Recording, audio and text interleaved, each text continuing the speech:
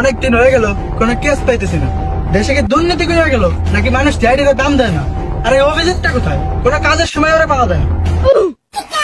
Sir আমি হাজির। অভিজিৎ, তুমি কোথায় গেছিলা? রাত বইরা কফির সাথে কথা বলি, ঘুমাই না রাইতে।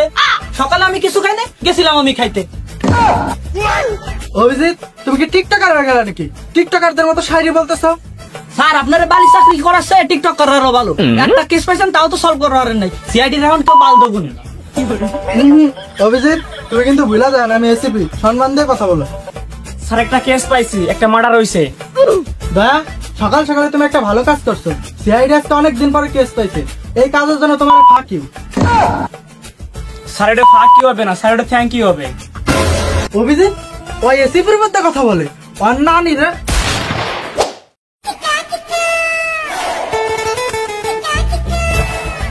অভিজিৎ, লাশের চুল দাড়ি পাইকে গেছে, মানে বুঝছো? কি স্যার? তার মানে লাশ বুড়ো হয়ে গেছে। অভিজিৎ, তাহলে তুমি লাশটাকে ফরেনসিক ল্যাবে পাঠানোর ব্যবস্থা করো। আর এর বিষয়ে খবর না যে অতীতে এর কোনো ক্রাইম রেকর্ড আছে কিনা। স্যার এর বিষয়ে খবর জানা গেছে। ও আর ওর আর একটা বন্ধু আছে আজ থেকে 10 বছর আগে।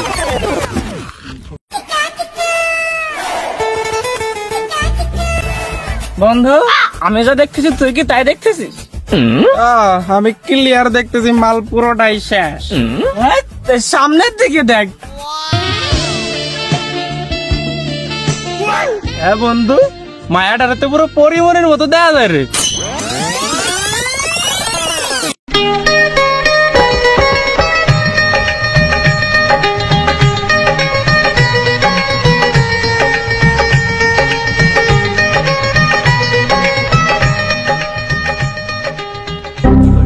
বেটা আমার নয়, মায়েরা ধর।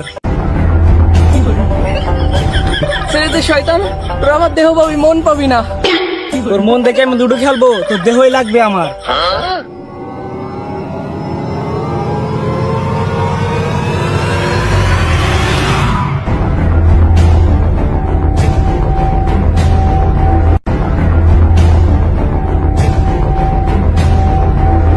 স্যার সবই তো শুনলেন, এরপর থেকে ওই মেয়েটার ভাইকেও পাওয়া যায় নাই, আর খুনিদেরও কোনো শাস্তি হয় নাই।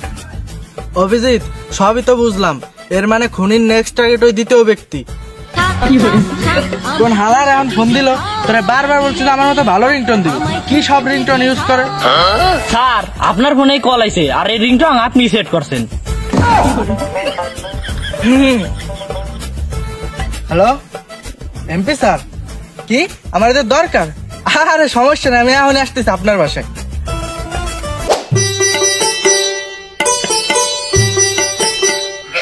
স্যার দাঁড়ান, স্যার এত দূর আটায় আনলেন, কিছু খাবেন না? আরে অভিজিৎ, আমরা এমপি স্যারের বাসায় আইছি, এমপি স্যার আমাকে চা নাস্তা করাবে। কি স্যার ঠিক কইছি না? না, খাওয়াবো না। আরে স্যার মানে তাহলে আমাকে বিস্কুট খাওয়াবি? না, বিস্কুটও খাওয়াবো না।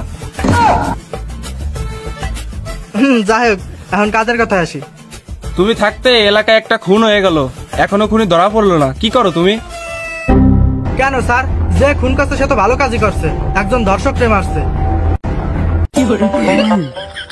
দর্শকের দ্বিতীয় সঙ্গী তো আমি, খুনির নেক্সট টার্গেটও আমি। এখন তুমি আমার কিভাবে সেফটি দিবা? এখন আমার সেফটি দেওয়ার দায়িত্ব তোমার। যাই হোক, এই খুনের হাতে তো আপনাকে বাঁচাইতে হলে তো আপনাকে একটা সেফ জায়গায় নিতে হবে। আমি যে লোকেশন দিব আপনি সময় মতো সেই লোকেশনে চলে আসেন, আপনাকে সেফ দেওয়ার দায়িত্ব আমার।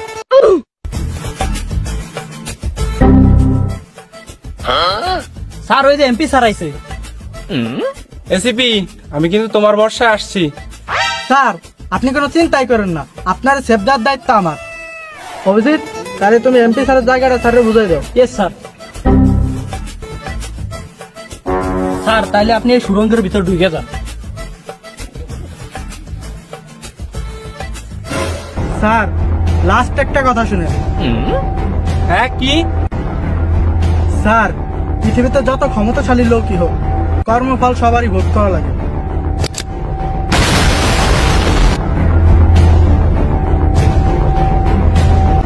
স্যার এটা আপনি কি করলেন স্যার? তার মানে কি আপনিই খুনি, কিন্তু কেন? অভিজিৎ, আজ থেকে 10 বছর আগে যেই ছেলেটা নিজের বোনের খুন হওয়া দেখে পালিয়ে গিয়েছিল, সেই ছেলেটাই আমি। কিন্তু স্যার আপনি তো ওদের আদালতে নিতে পারতেন, আইন নিজের হাতে তুলে নিলেন কেন? অভিজিৎ, যে দেশে টাকার বিনিময়ে আইনজীবীরা ধর্ষকের পক্ষ নিয়ে লড়ে সে দেশে বিচার পাওয়া বিলাসিতা। তাই আমি নিজেই ওদের শাস্তি দিলাম। আর এতদিন আপনার সম্বন্ধে আমার ভুল ধারণা ছিল। Salute sir.